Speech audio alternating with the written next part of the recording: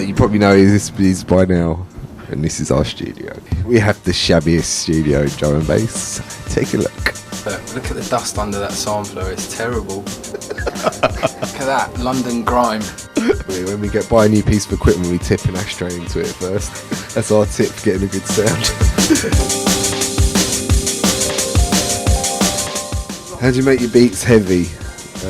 Start with good samples. That is the absolute key. Like, it's no use taking what you think is an alright beat and you'll make it better. It sound good with the EQs. You're not. It has to sound good before you even start. You need to actually go and find the beat that's much fatter than the one you want to end up with, because you're not going to end. Whatever sample you take is never going to have as much presence as, say, the place you got it from. I mean, I don't personally use compression on beats at all.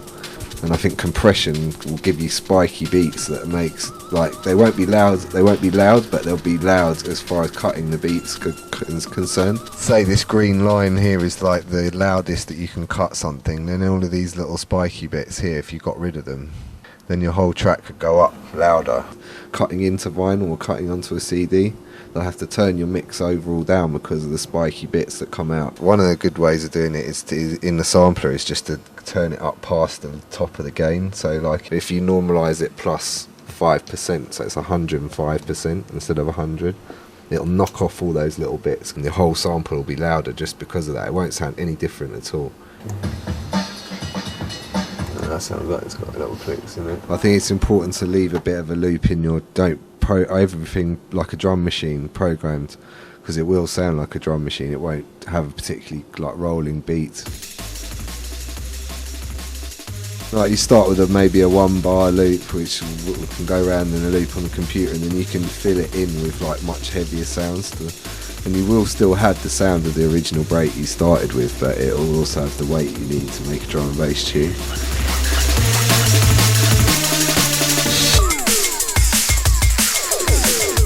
Couple of things have been instantaneous. I mean, the keyboards like that one, the Oscar over there, we were playing SOCOM a little bit earlier on. That was, every sound in that tune was made off that keyboard. It's got analog oscillators here, just like all most analog keyboards do, which makes really basic noises. And then it's got all these digital waveforms as well, which you can add into the analog oscillators, and that's why it makes an unusual sound. It reminds me of a Ford Cortina my dad used to own. And I found out a bit about the guy who made it. It's him and his wife and his mum or something, and they were like Oxford in a little, they had a unit down there, and they were just churning these things out. The fact is, the parts inside this, they're not made anymore. I've got people making replicas of them. It's with modern equipment, and it's just something about it. It's not the same. It's just not the same at all. No, like that's why I dread getting this thing fixed, because one day they might replace the oscillators, and then I know it's all over. It won't sound the same anymore.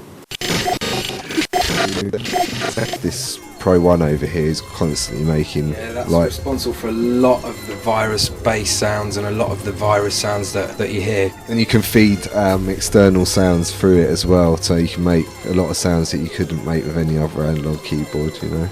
That's the key to it, really. And it looks great. I mean, look at that mahogany down the side. You've got to love it.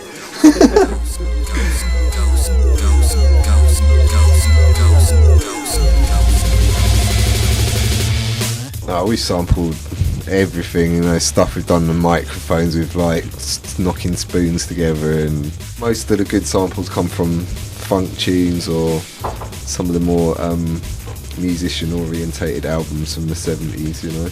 Most of the beats and stuff we have already here. Like 9 times out of 10 we're going to use a beat that we know sort of works and has been tried and tested. I mean, sometimes we spend a day just collecting sounds from somewhere. You know, so that's sometimes a good thing to do, so that when you go to make a tune, you've got lots of stuff to start with. Yeah, if you start with a record, say someone else has made like a house tune, not in your genre, and you take a loop of it or something, you can start to lay stuff over the top of it, and quite often we'll take out the original sample and be left with what we've, you know, a tune kind of thing, which we'll work on from there. Sometimes we'll leave it in. You might as well get over the idea that you're nicking something, do you know what I mean? Because if you can make a drum and bass tune out of it, it's a tune.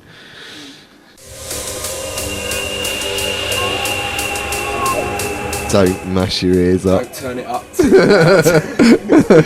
Oh God, it's true. That's the best bit of advice you'll ever hear. It's like working in a car shop. There's a lot of dangerous machinery lying around in the wrong hands. It's like over time, you know, one day it will happen where it just goes, and you wake up the next day and it's whoosh for like 6 months. We both mashed our ears up on the same day on the same session after having just spent months on tour on the road.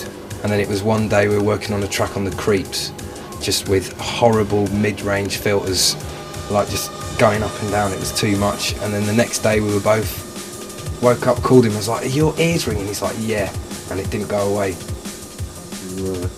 Anyway, that's the safety tip, yeah. But as far as as far as learning stuff in the studio, I think, you know, it's constant. It is a constant process. No one right up to the best engineers in the world have finished learning everything.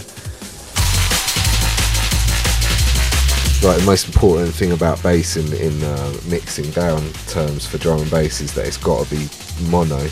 Because in a club, like, you've got stacks of speakers, and if they're stereo and you've got things that are like panned over here and there, then they're going to be quiet in a lot of the areas of the club, except for the people standing by that one stack of speakers. Like, 200 hertz down, like, you know, you don't want any stereo in that area, because if the cutting needle on the vinyl has to cut stereo in that frequency, it crosses over the lines and breaks the cutting head. It's because it's trying to cut on one side, then the other side, then the other side, like this, the needle, instead of going like this in the groove, which is what it should do. It's going, and it breaks it. So we've broken one in the past. got in trouble. And they're expensive, aren't they? They're not, like seven grand, so the cutting room's not going to be very happy with you at all. So, and also, if the cutting engineer's any good, he's going to notice it, and he's going to say either he won't cut your tune or he will, but really low volume. Do you know what I mean? So, yeah, you know, you've really got to be careful of that. So, any effects you put on a bass line, you must make sure you've got to take out, or use a filter to take out the bass end of the effect.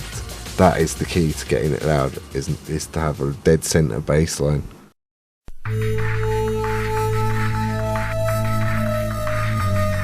Usually you've got to play something a few weeks, different places, see if it matches up on like lots of different club rigs and stuff like that before you know like something's good. One of the best testing grounds for me, I think, is the car, because it's a sound that you're so familiar with, because you spend so many hours in there listening to music. It's always good to test a mix out. I mean, it's obviously not a club, but it's good to test a mix out in the car or on a system that you're very familiar with. Well, I think that's the idea behind those NS10 speakers.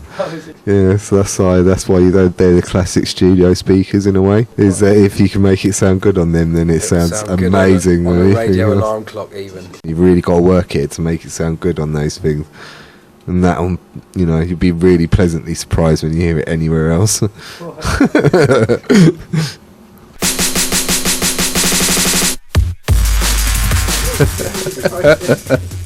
it makes it a lot more funny. Yeah, I mean, it kind of helps you create a vibe, because like you'll be making music for people going out at night, having a few drinks and whatever, and being in a club, and you know, you're trying to make music for those people and for yourself when you're going out. So it's you can't just be all like straight and come in the morning and start going bang bang bang with the beats. You know what I mean? It doesn't really work like that. You got to get on a bit of a vibe in the afternoon, maybe have a couple of joints, you know. You know, like some people totally make music on a different level from us. Obviously, like my brother's a prime example. He doesn't need anything like that. He just can make his music, you know, totally happily, like straight, which is great. That's good. I'd recommend that as opposed to the way we do it, which is a lot less healthy and more expensive. So when was the last time you tried to write a tune without smoking? For me, it was just when I met Ed Rush. It was just before. I was actually quite. I was going straight at that time. Yeah, I did. I was like, nah, come on, you don't want to stop that.